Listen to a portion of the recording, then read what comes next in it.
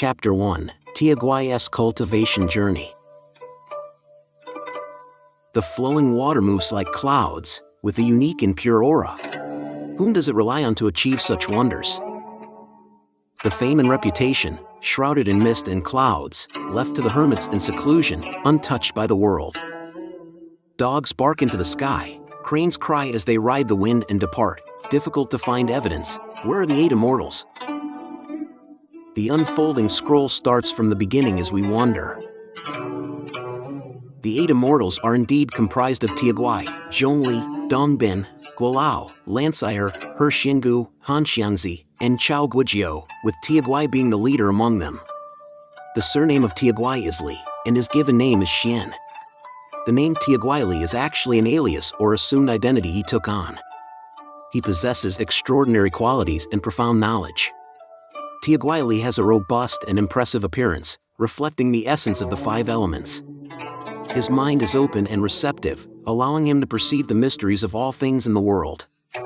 In his youth, Tieguai Li didn't pursue family or materialistic life. Instead, he yearned for the path of alchemy and immortality. He believed that heaven and earth are illusory and that life itself is transient. He saw worldly desires as the poison that deludes the human heart. Even if one were to become an emperor with vast wealth, it would be merely superficial and fleeting. He believed in the principle of existence arising from non-existence, and that everything that exists is destined to cease. He saw life itself as having its own joys and saw no need to be entangled in worldly attachments and the passing of time.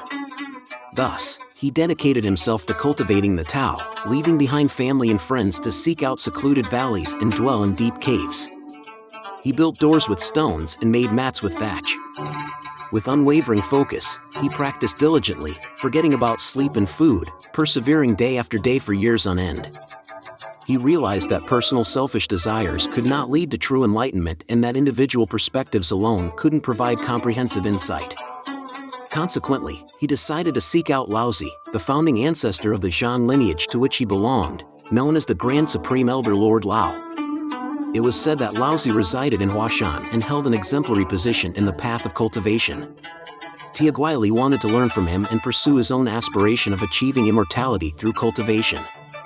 With firm determination, he shouldered his belongings, traversed the starry sky, endured various hardships, nourishing himself with natural water and wind, and along the way, he appreciated the beauty of the scenery, connecting with the emotions of nature. He expressed his aspirations through a poem. Only those who can harness the forge and craft leather bags can create valorous heroes. Truly noble individuals must discern opportunities and be skilled in utilizing them, freeing themselves from the distractions and clamor of the mundane world.